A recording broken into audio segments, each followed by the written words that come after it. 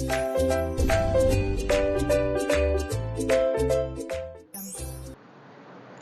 Students, good morning. Students, हमने पिछली class में 4.1 का फर्स्ट क्वेश्चन सॉल्व किया था। इसमें हमने सीखा था कि द्विघात समीकरण को गुणनखंड विधि से किस प्रकार से सॉल्व किया जाता है। ठीक है। अब आज की क्लास में हम क्वेश्चन नंबर 2 सॉल्व करने वाले हैं। इसमें हम ये देखेंगे कि गणित में आने वाली कई समस्याओं को द्विघात समीकरण की सहायता से अपन किस प्रकार से सॉल्व करते हैं। जैसे फॉर एग्जाम्पल देखिए, क्वेश्चन नंबर 2 में आपके पास फर्स्ट एक समस्या दी गई, प्रॉब्लम है, उसको आपको सॉल्व करना है। वो किस प्रकार से देखिए, जॉन और जीवंती दोनों के पास टोटल कुल मिला के 45 कंचे हैं। दोनों 5-5 कंचे खो देते हैं। अब उनके पास जो शेष कंचे बचते हैं उनका गुणनफल 124 है। तो बताइए प्रारंभ में उनके पास कितने कितने कंचे थे। ये एक मतलब प्रॉब्लम है, इसको आपको सॉल्व करना है और आपको समाधान निकालना है कि शुरुआत में उनके पास कितने कितने कंचे थे। ठीक है। तो हम मान लेते हैं, माना दो व्यक्ति, एक जॉन और एक जीवंती। ठीक है। तो एक की कंचे हम मान लेते हैं। तो माना जॉन के पास कंचों की संख्या x थी। लिखते हैं, हल कर लेते हैं यहां से। माना प्रारंभ में जॉन के पास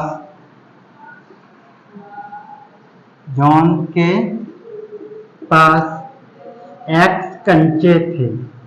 कितने कंचे थे? x। हमने मान लिया कि जॉन के पास जो कंचे थे उनकी संख्या x थी। अब आपको ये दिया गया है कि जॉन और जीवंती, जो दो व्यक्ति थे, जॉन और जीवंती, दोनों पर टोटल जो कंचे थे वो कितने थे? 45। ठीक है। यदि आपको एक की संख्या ज्ञात हो जाए तो हम दूसरे की संख्या ज्ञात कर सकते हैं। कैसे ज्ञात करेंगे? जैसे मान लीजिए जॉन है और ये जीवंती है। ठीक है, जीवंती है ये। इसके पास मान लीजिए 10 कंचे हैं, इसके पास कितने कंचे होंगे? आप कहेंगे 35 होंगे। यदि इसके पास x कंचे हो, इसके पास कितने कंचे होंगे? 45 माइनस x। इसका अर्थ ये हुआ, यदि आपको किसी एक की संख्या ज्ञात हो तो दूसरे की संख्या ज्ञात करने के लिए आप योगफल में से माइनस कर देंगे। अब चूंकि आपको दिया गया है कुल कंचों की संख्या कितनी है? 45। ठीक है। अब चूंकि कुल कंचों की संख्या, कुल जो कंचे हैं उनकी संख्या या कंचों की संख्या कितनी है आपके पास में? 45। ठीक है। तो आपने जॉन के मान लिए कि x कंचे, तब जीवंती के पास कितने कंचे होने चाहिए? मतलब प्रारंभ में, स्टार्टिंग में लिखेंगे, अतः प्रारंभ में जीवंती के कंचों की संख्या। ठीक है। इसके पास कितने कंचे बच जाएंगे? 45 माइनस x। कंचों की संख्या होगी 45 माइनस x। ठीक है। तो टोटल कितने कंचे थे? 45। यदि आपके पास एक की संख्या मालूम हो जाए, दूसरे कैसे निकालेंगे? योगफल में से उसको माइनस कर देंगे। ठीक है। अब 5 कंचे जीवंती ने भी खो दिए और 5 कंचे ही जॉन ने भी खो दिए। अब 5 कंचे यदि जॉन खो दे तो उसके पास शेष कितने कंचे बचेंगे? तो हम कहेंगे x माइनस 5। जितने कंचे थे पहले शुरुआत में, उसमें से हम 5 को माइनस कर देंगे। देंगे 5 कंचे खो देने पर, ठीक है, खो देने पर कितने कंचे खो दिए इसने? 5 कंचे खो दिए। ठीक है। जॉन के पास शेष कंचे, कितने कंचे शेष बच गए इसके पास? तो आप कहेंगे शुरुआत में कितने कंचे थे उसके पास? जॉन के पास में x कंचे थे। अब इसमें से 5 कंचे उसने खो दिए तो इसमें से 5 लेस हो जाएंगे, कम हो जाएंगे। हम बोलेंगे x माइनस 5 कंचे। ठीक है। अच्छा, इसी प्रकार जो जीवंती है, ठीक है, 5 कंचे खो देने पर, किसने, जीवंती ने भी तो 5 कंचे खो दिए ना, दोनों के 5 कंचे कम करने हैं। तो इसी प्रकार 5 कंचे खो देने पर जीवंती के पास शेष कंचे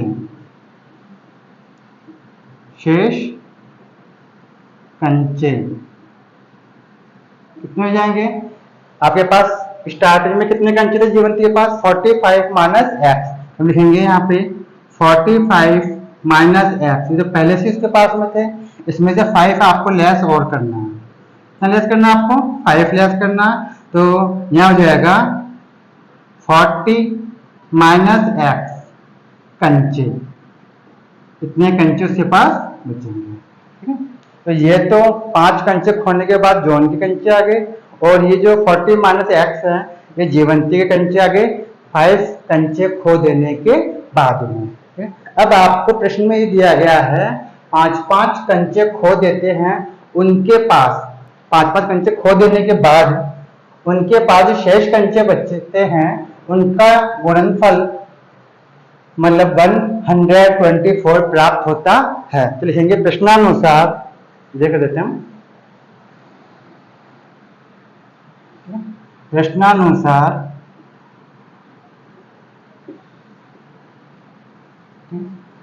5-5 कंचे खो देने के पश्चात या खोने के पश्चात शेष बचे कंचों की संख्या का गुणनफल 124 आता है। ठीक है, या प्राप्त होता है, प्राप्त होता है, ये आपको दिया गया है। ठीक है, अकॉर्डिंग टू क्वेश्चन आपको प्रश्न के अनुसार चीज दी गई है कि 5-5 कंचे जब दोनों खो देते हैं, जिनके पास शेष कंचे बचते हैं उनका गुणनफल 124 प्राप्त होता है। ठीक है, तो अब क्या काम करेंगे? 5 कंचे खोने के बाद जॉन के पास कितने कंचे बचे? x माइनस 5, तो लिखेंगे x माइनस 5। ठीक है, इंटू में यहाँ पे जीवंती के पास कितने कंचे बचे हैं? 40 माइनस एक्स, देंगे 40 माइनस एक्स इजिकल टू 124। ये आपका समीकरण बन गया। ठीक है, ये आपका द्विघात मतलब समीकरण तो आपका तैयार हो गया, लेकिन इस समीकरण को अब हम व्यापक रूप में मतलब मानक रूप के हिसाब से इसको हम व्यवस्थित करेंगे। ठीक है, तो देखिए कैसे करते हैं। यहाँ तक समझ में आ गया होगा शायद, समीकरण बन गया। अब इस समीकरण को मानक रूप के हिसाब से पहले सेट करेंगे और फिर इसको सॉल्व करके x का मान ज्ञात करेंगे। ठीक है, तो मैंने आपको मानक रूप के हिसाब से किस प्रकार व्यवस्थित करते हैं वो भी मैंने आपको बताया था, और हल करना भी मैंने आपको बताया था। यहां तक कोई दिक्कत नहीं होनी चाहिए मेरे हिसाब से।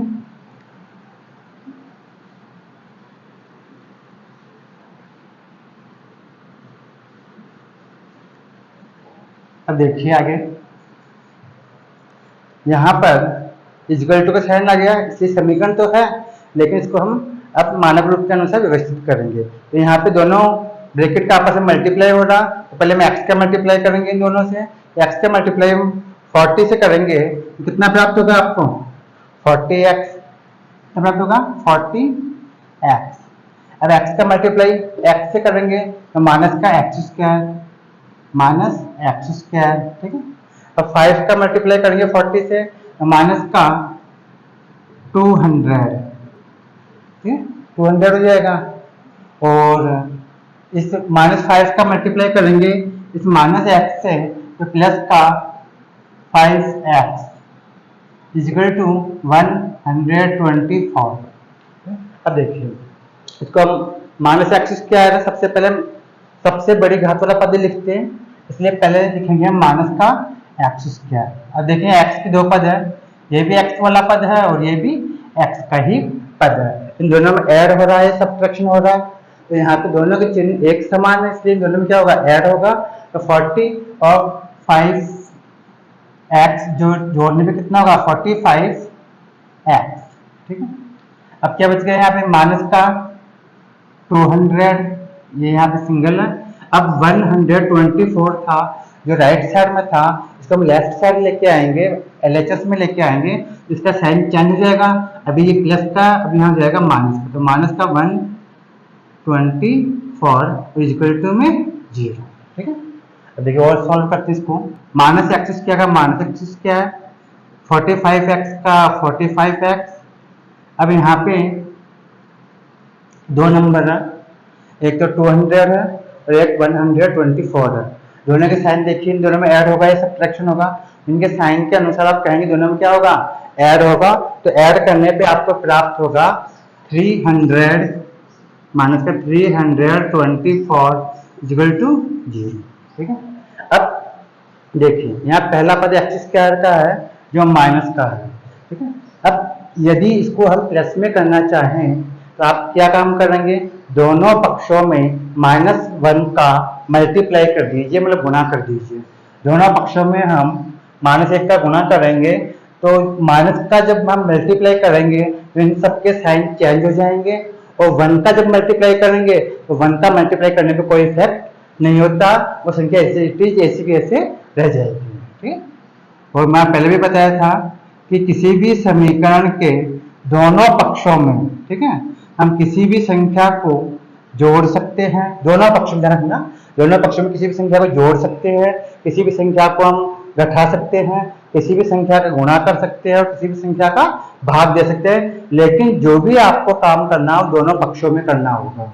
जैसे कोई एक तराजू होता, तो तराजू के दोनों पलड़ों में यदि आप किसी एक समान भार को बढ़ा दें या बराबर भार वजन को हम घटा दें, या दोनों पलड़ों का जो भार है उसको हम दुगना कर दें या आधा कर दें, तो तराजू का जो बैलेंस होगा वो क्या रहेगा, इक्वल रहेगा, सही रहेगा, बैलेंस ही रहेगा तराजू, ठीक है।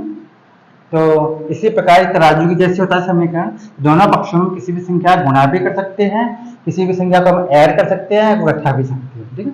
लेकिन दोनों पक्षों में -1 का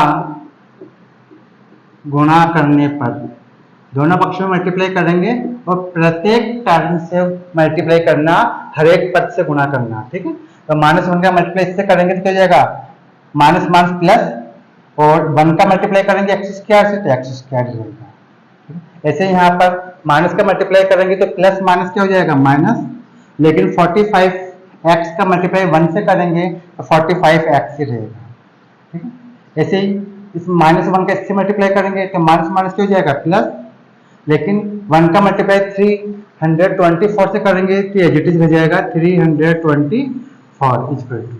अब -1 का मल्टीप्लाई अपन 0 से करेंगे तो क्या होगा, 0 ही होगा, ठीक है। यहाँ तो कोई दिक्कत है, ये आपने मानक रूप के हिसाब से इसको व्यवस्थित कर दिया, ठीक है। अब इसे हमें गुणनखंड विधि से सॉल्व करना है, ठीक है। तो मैंने आपको सॉल्व करना बताया था कि किस प्रकार से हम सॉल्व करते हैं। सबसे पहले हम a और c को मल्टीप्लाई करते हैं, तो यहाँ पे a इंटू सी करेंगे तो आगे कितना प्राप्त होगा, 324, ठीक है। तो इसके दो फैक्टर करने हैं, दो खंड इस प्रकार से करने हैं जिनका ऐड करने पे तो 45 प्राप्त हो और मल्टीप्लाई करने पे तो 324 प्राप्त हो, आपको ऐसे कैसे प्राप्त हो। अब आप ये सोच रहे होंगे भाई इसका फैक्टर किस तरह से करें, हमें तो इतना नोटिस में हमारे है नहीं कि किस तरह से फैक्टर करे जाए, ठीक है, और हम सोच भी नहीं पाएंगे इतना। आप शायद इसका एक तरीका बताता हूँ मैं आपको, ठीक है, एक ट्रिक बता रहा हूँ आपको। जिसके फैक्टर करने उसके आप प्राइम फैक्टर कर लीजिए पहले। तो मैं 324 के प्राइम फैक्टर कर रहा हूँ पहले। सबसे पहले मैं 2 का डिवाइड किया है इसके अंदर, तो 2 का डिवाइड करेंगे तो हो जाएगा 1, और यहाँ हो जाएगा 1, यहाँ हो जाएगा 6, यहाँ हो जाएगा 2। फिर 2 का डिवाइड किया, यहाँ हो गया 81, ठीक है। अब इसमें 3 का डिवाइड करेंगे हम, तो 3 का डिवाइड करने को जाएगा 3 2 जा 6, यहाँ बच जाएगा 2, तो यहाँ जाएगा 7, ठीक है। अब फिर वापस 3 का डिवाइड होगा तो यहाँ हो जाएगा कितना हो जाएगा 9, फिर 3 का डिवाइड होगा 3 बार, तो फिर 3 का डिवाइड करेंगे तो 1 टाइम। अब आप ये जानते हैं कि सबको मल्टीप्लाई करने पर आपको कितना प्राप्त होगा, 324 प्राप्त होगा। सबको मल्टीप्लाई करने पे कितना आएगा, यही संख्या आएगी, ठीक है। लेकिन हमें ऐड करने पे या सब्ट्रैक्शन करने पे कितना चाहिए, माइनस का 45 चाहिए। जब कितना लेना आपको, 45 लेके आना माइनस का, ठीक है। तो इसमें से आपको दो सेट इस तरह से बनाने हैं कि जिनका ऐड करने पर, दो सेट लेने हैं आपको इनमें से। जैसे मान लीजिए खबर 2 into 2 into 3 into 3 1 2 3 4 into 3 into 3, ठीक है, यही है 1 2 3 4 और ये 2 टाइम, ठीक है। अब देखिए इन सबको मल्टीप्लाई करने पे कितना प्राप्त होगा आपको 324। लेकिन आपको इनमें दो सेट इस तरह तैयार करने हैं जिनका ऐड या सब्ट्रैक्शन 45 प्राप्त हो जाए। आपको क्या प्राप्त हो जाए, ये प्राप्त हो जाए, ठीक है। तो मेरा किसमें कितना करते हैं, 2 2 जा 4 4 3 जा 12 और 12 का इसे ले लेते हैं, 3 को भी ले लेते हैं, तो जाएगा 36, ठीक है। और इन दोनों का हम अलग कर लेते हैं, क्या हो जाएगा 9, ठीक है। मैंने ये एक सेट अलग ले लिया और ये इन दोनों को अलग ले लिया, ठीक है। इनमें से ही आपको दो सेट तैयार करने हैं। तो मल्टीप्लाई करने पर तो आपको वही प्राप्त होगा, लेकिन ऐड करने पर, ये सब्ट्रैक्शन करने पर ये प्राप्त होना चाहिए। मैं देखा 36 और 9 को यदि हम ले लें तो इनका ऐड करने पर, क्या करने पर, ऐड करने पर आपको कितना प्राप्त होगा, 45 प्राप्त हो सकता है, ठीक है। तो इसके फैक्टर क्या होंगे, 36 और 9, ठीक है। अब वो साइन तब इसके आपको लगा देंगे, अभी इस तरह लगाना, आपको किसका लेके आना, माइनस का लेके आना। क्या करेंगे, दोनों को माइनस का ले लेंगे, माइनस का ही 36 होगा और माइनस का ही 9 हो जाएगा, ठीक है। इस तरीके से, इस तरह से आप फैक्टर, ये प्राइम फैक्टर की सहायता से आसानी से बड़ी संख्या के भी फैक्टर ढूंढ सकते हैं गुणनखंड विधि से हल करने के लिए, ठीक है। समझ में आ गया शायद, तो हम साफ कर देते हैं। अच्छा, अब आपके फैक्टर में एक्सिस क्या है, माइनस का 36x माइनस का 9x, ठीक है, समझ कैसे है फैक्टर, ठीक, प्लस 324 इक्वल टू 0, ठीक है। इन दोनों का आप ऐड करेंगे कितना प्राप्त होगा, 45 है, ठीक। अब इन दोनों को कॉमन लेंगे और इन दोनों में भी कॉमन ले लेंगे। इन दोनों को कॉमन क्या आएगा, x ले लेते हैं, तो यहाँ पे कॉमन हो जाएगा x का डिवाइड यहाँ करेंगे तो हो जाएगा x माइनस 36 माइनस का माइनस, अब यहाँ पे 9 का डिवाइड हो जाएगा दोनों में, 9 से डिवाइड यहाँ भी होगा, 9 से डिवाइड यहाँ भी होगा, तो 9 और 36 को मल्टीप्लाई करने पर ही 324 आपको प्राप्त हो रहा था अभी थोड़े समय पहले। तो इसमें हम 9 कॉमन ले लेंगे, तो यहाँ बच जाएगा x, यहाँ हो जाएगा माइनस का 36 इक्वल टू 0, दोनों ब्रैकेट आके सेम आ गए, ठीक है, दोनों ब्रैकेट में सेम आपको बस पता आ गए। अब क्या करेंगे, हम इस ब्रैकेट को वापस से कॉमन ले लेंगे, यहाँ जाएगा x माइनस 36 और वापस हम कॉमन ले लेंगे तो क्या बच जाएगा x माइनस 9 इक्वल टू 0। अब 1 टाइम 0 इसके बराबर लेंगे और एक बार इसके बराबर लेंगे, तब लिखेंगे x minus 36 equal to 0, x equal to plus का 36, ठीक, और एक बार इसके बराबर लेंगे हम, हो जाएगा x माइनस 9 इक्वल टू 0, तो x इक्वल टू हो गया प्लस का 9। यहाँ तक कोई दिक्कत है आपको, हमने x की वैल्यू ज्ञात कर ली, ठीक है। अब देखिए आगे, आपने x क्या चीज मानी थी, स्टार्टिंग में आपने क्या किसको माना था x, यहाँ तक कोई दिक्कत नहीं होगी मेरे हिसाब से, आपको समझ में आ गया होगा, ठीक है। साफ कर देते हैं इसको। अब देखिए स्टार्टिंग में, शुरुआत में हमने x किसे माना था, तो हमने कहा था माना जॉन के पास प्रारंभ में x कंचे थे, तब x हमने जॉन के कंचों की संख्या मानी थी, ठीक है। लिखेंगे अतः जॉन प्रारंभ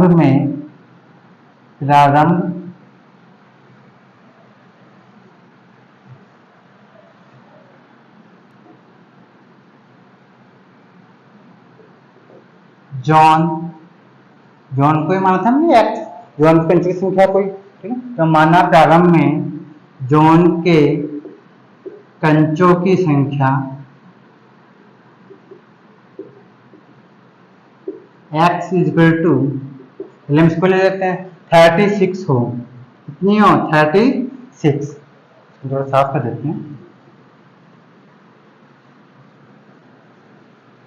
36 हो,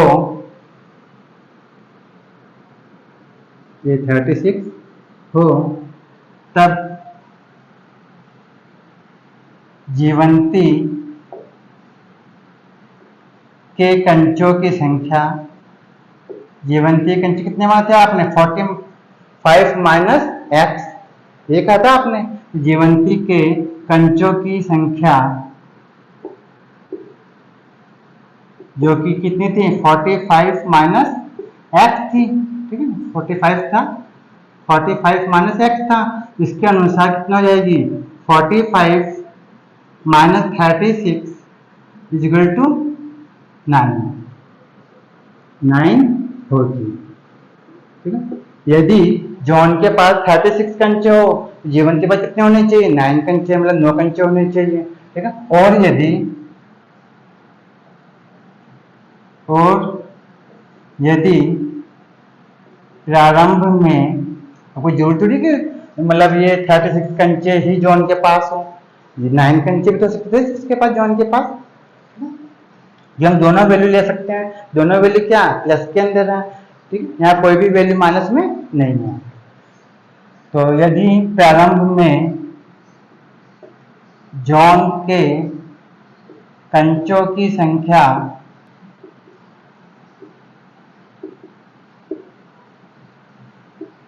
x इजल टू 9, इसको ले लेते हैं 9 हो, यदि जॉन के पास 9 कंचे हो, तब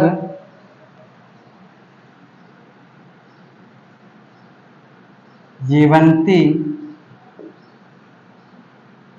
के कंचों की संख्या,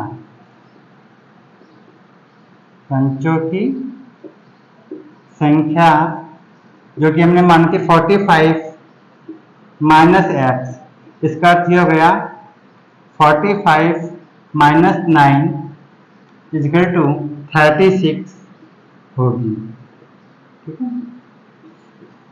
तो यदि जॉन के पास 9 कंचे होंगे तो जीवन के पास 36 होंगे, और यदि जॉन के पास 36 कंचे हैं तो प्रारंभ में जीवन के पास कितने कंचे होंगे 9 कंचे होंगे, ठीक है। ये आपके इस तरह से आंसर आ गए, ठीक है, दोनों सही है। तो मैं समझता हूँ स्टूडेंट आपको समझ में आ गया होगा, ठीक है, कोई दिक्कत है इस सवाल में, ठीक, नोट कर लीजिए आप।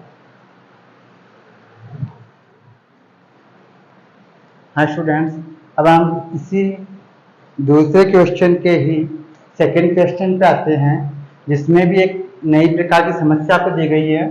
तो किस प्रकार से है, एक कुटीर उद्योग, एक छोटा सा जो घर के अंदर अपन उद्योग चलाते हैं छोटा मोटा, जैसे बर्तन बनाने का है या खिलौने बनाने का कुछ हो सकता है, तो यहाँ पे एक कुटीर उद्योग में कुछ खिलौने बनाए जाते हैं, ठीक है। अब एक विशेष दिन ये देखा गया कि जितने खिलौने उस व्यक्ति ने बनाए, तो प्रत्येक खिलौने का जो मूल्य है वो 55 में से एक दिन निर्मित किए गए खिलौने की संख्या घटाने के बराबर प्राप्त होता है, और जितने खिलौने एक दिन में बनाए गए उस संख्या को 55 में से माइनस करने पर जो संख्या प्राप्त होती है उतने खिलौने उस व्यक्ति ने एक दिन विशेष दिन बनाए, ठीक है।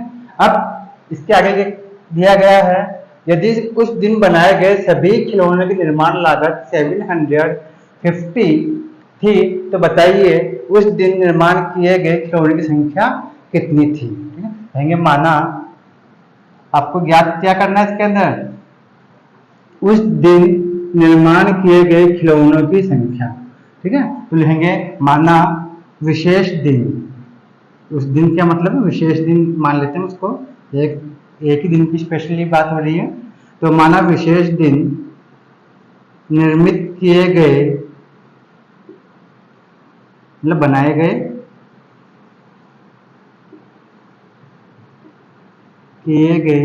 खिलौनों की संख्या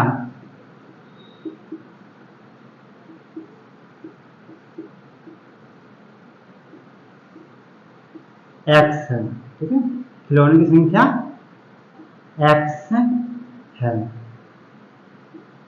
मान लिया उस दिन एक्स खिलौने बनाए गए। अब इसमें दिया गया है प्रत्येक खिलौने का मूल्य। तो आप खिलौने बनाओगे तो प्रत्येक खिलौने में आपको खर्चा भी आएगा, ठीक है। अब कुल जो खर्चा आ रहा है वो किस प्रकार से है, प्रत्येक खिलौने का मूल्य 55 में से एक दिन में निर्मित खिलौनों की संख्या घटाने से, मतलब सब्ट्रैक्शन करने से प्राप्त संख्या के बराबर है। यदि 55 में से आप x को माइनस कर दे तो आपको पर पीस, मतलब एक खिलौने का जो लागत मूल्य ज्ञात हो जाएगा। लिखेंगे अतः एक खिलौने का मूल्य, एक खिलौने का जो मूल्य है या इसकी लागत मूल्य है, लागत मूल्य कर लेते हैं यहाँ पर। एक खिलौने का लागत मूल्य कितना खर्चा आ रहा वो याद करना। उसने कहा 55 में से उस दिन बनाए गए खिलौनों की संख्या को घटाने के बराबर है। 55 माइनस एक्स रुपये, ठीक है। अब देखिए, मान लीजिए एक एग्जांपल देता हूं मैं, मुझे कुल लागत मूल्य ज्ञात करना है। तो मान लीजिए मैंने एक दिन में 10 खिलौने बनाए। कितने खिलौने बनाए? 10 खिलौने बनाए। अब एक खिलौने का खर्चा आता है, मान लीजिए 5 रुपीज, 5 रुपए। तो टोटल कितना खर्चा हो गया? आप क्या करेंगे, इन दोनों को मल्टीप्लाई कर देंगे तो आप कहेंगे टोटल 50 रुपीज आपने खर्च कर दिए। मतलब 10 इंटू 5, 10 खिलौने बनाए और एक खिलौने का जो मूल्य है वो 5 रुपीज है, कितना गया 50, ठीक है। तो इसी प्रकार आपको कुल लागत मूल्य ज्ञात करना है। लिखेंगे इसलिए अतः कुल बनाए गए खिलौनों का लागत मूल्य, कुल लागत मूल्य कितना, ठीक है। कुल बनाए गए खिलौनों का लागत मूल्य, ठीक है। टोटल कितने रुपए खर्च हुए, तो हम क्या करेंगे, इस x को इसको मल्टीप्लाई करेंगे। ये जो खिलौने की क्या संख्या है और ये एक खिलौने का खर्चा दिया गया, एक खिलौने पे कितने रुपया खर्चा आता है आपको। यहाँ लिखेंगे x इंटू 55 माइनस एक्स, ठीक है, रुपये, क्योंकि ये खर्चा आपका, ठीक। जबकि प्रश्नानुसार जो कुल लागत मूल्य है, कुल निर्माण लागत जो है वो कितनी है, 750। लेकिन जबकि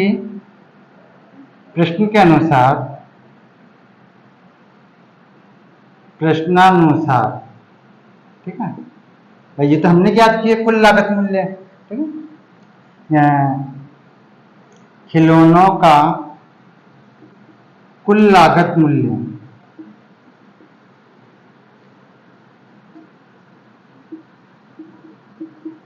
कुल लागत मूल्य क्या दिया गया आपको, 750 रुपीज, ठीक है। तो ये भी कुल लागत मूल्य है और ये भी क्या है, कुल लागत मूल्य है। तो हम दोनों क्या कर देंगे, बराबर कर देंगे, क्योंकि हमारे अनुसार तो जो कुल लागत मूल्य है x के अनुसार वो तो आ रहा है x इंटू 55 माइनस एक्स, जबकि प्रश्न के अनुसार आपको जो कुल लागत मूल्य है वो दिया गया 750। ये दोनों क्या हो गए, आपस में बराबर हो गए। लिखेंगे हम इसको कह सकते हैं x इंटू में 55 minus x is equal to 750। ये आपका समीकरण तैयार हो गया, ठीक है। इतना समझ में आ गया आपको, ठीक है। साथ कर देते हैं इसको हम।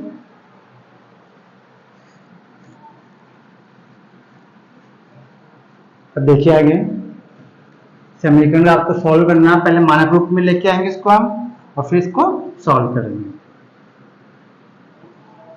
अब देखिए पहले हम x का मल्टीप्लाई करेंगे यहाँ पर, ठीक है। आपको पहले भी मैंने बताया था पिछली क्लासेस के अंदर कि मानक रूप में किस प्रकार व्यवस्थित करते हैं और उनको किस प्रकार सॉल्व करते हैं। तो हमारा समीकरण तो बन गया। अब इसको हम मल्टीप्लाई करेंगे, हो जाएगा 55x एक्स का मल्टीप्लाई एक्स से करेंगे हो जाएगा माइनस का एक्स स्क्वायर इजकल टू 750। ठीक है, इसको हम अपने पक्ष में लेके जाते हैं तो हो जाएगा माइनस का एक्स स्क्वायर। ठीक है, ये पहले लिख दिया मैंने एक्स स्क्वायर पर, फिर प्लस का 55x, ये दाएं पक्ष में है, इसको हम बाएं पक्ष में लेके आएंगे, लेफ्ट हैंड साइड में लेके आएंगे तो इसका जाएगा ये माइनस का 750 इक्वल टू 0। ठीक है, अब दोनों पक्षों में -1 का मल्टीप्लाई करके प्लस में कर लेंगे इसको। ठीक है, दोनों पक्षों में -1 का गुणा करने पर दोनों पक्षों में मल्टीप्लाई कर देते हैं तो हो जाएगा एक्स स्क्वायर, तो यहाँ हो जाएगा माइनस का 55x और ये हो जाएगा प्लस का 750 और 0 का मल्टीप्लाई -1 से करेंगे तो क्या होगा 0 हो जाएगा। ठीक है, ये आपका मानक रूप के हिसाब से द्विघात समीकरण तैयार हो गया। अब इसको हम सॉल्व कर लेंगे। अब सॉल्व किस तरह से करेंगे, यहाँ पे a और c को हम मल्टीप्लाई करेंगे तो आपको कितना प्राप्त होगा 750। ठीक, 750 प्राप्त होगा। अब इसके दो फैक्टर करेंगे हम, इस तरह से दो फैक्टर करेंगे जिनका ऐड करने पर या सब्ट्रैक्शन करने पर आपको 55 प्राप्त हो जाए। तो हम क्या करेंगे, इसके पहले फैक्टर कर लेते हैं समझने के लिए। ठीक है, तो आप रफ में अलग से फैक्टर कर सकते हैं। तो यहाँ 750 है, तो यहाँ पर पहले हम 2 का डिवाइड करेंगे तो 2 3 जा 6, यहाँ बच जाएगा 1, यहाँ हो जाएगा 7, यहाँ हो जाएगा 5। ठीक है, अब 2 का तो डिवाइड होगा नहीं। ठीक, अब इसमें किसका डिवाइड होगा, 3 से देखते हैं हम, तो यहाँ हो जाएगा 3 से डिवाइड इसमें हो जाएगा 3 1 जा 3 और 3 2 जा 6 और यहाँ बच जाएगा 1 1, तो यहाँ हो जाएगा 5। अब इसमें किसका डिवाइड होगा, 3 का तो होगा नहीं, अब 5 का डिवाइड होगा, यहाँ हो जाएगा 25 और फिर यहाँ लेंगे हम 5, यहाँ हो जाएगा 5, फिर हो जाएगा 5। अब इसमें दो सेट इस तरह से तैयार करने हैं जिनका ऐड करने पर या सब्ट्रैक्शन करने पे 55 प्राप्त हो जाए। भाई सबको मल्टीप्लाई करने पर तो कितना आएगा, ये अपने आप के पास आ जाएगा 750 प्राप्त होगा आपको, क्योंकि फैक्टर हमने इसी के किए हैं। ठीक, लेकिन अब आपको ऐड और सब्ट्रैक्शन पे ध्यान देना कि ऐड और सब्ट्रैक्शन करने पे आपको कितना प्राप्त हो जाए, 55 प्राप्त हो जाए। अब देखिए हम ले लेते हैं यहाँ पर 2 3 जा 6 और 6 5 जा 30 का एक सेट कर लेते हैं हम, और यहाँ हो जाएगा 5 × 5 तो हो जाएगा 25। इन दोनों का अगर हम ऐड करेंगे तो कितना हो जाएगा 55 हो जाएगा। इसके दो फैक्टर हो जाएंगे 30 और 25। इस तरह से आप प्राइम फैक्टर करके आप आसानी से किसी भी बड़ी से बड़ी संख्या के आप फैक्टर कर सकते हैं। तो इसके फैक्टर होंगे 30 और 25, दोनों का ऐड करने पे 55 आएगा। तो हो जाएगा x square minus 30x minus का 25x। देखिए अब ऐड करने पे कितना प्राप्त हो रहा है, 55 आएगा, प्लस 750 इक्वल टू 0।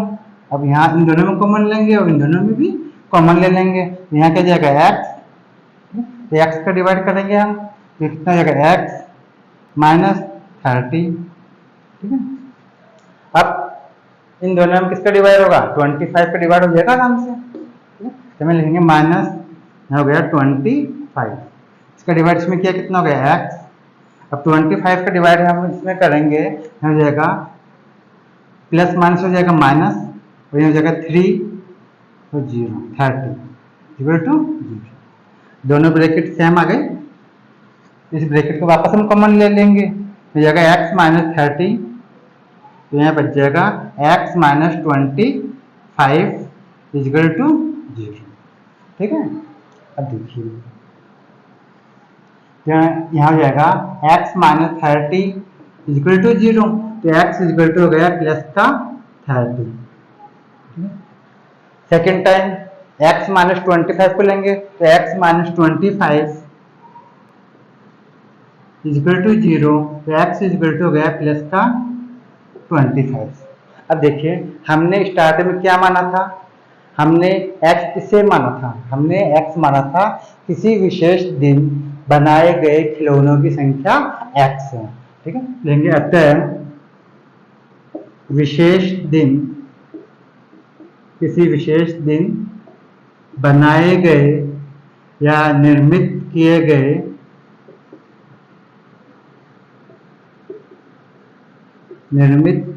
गए खिलौनों की संख्या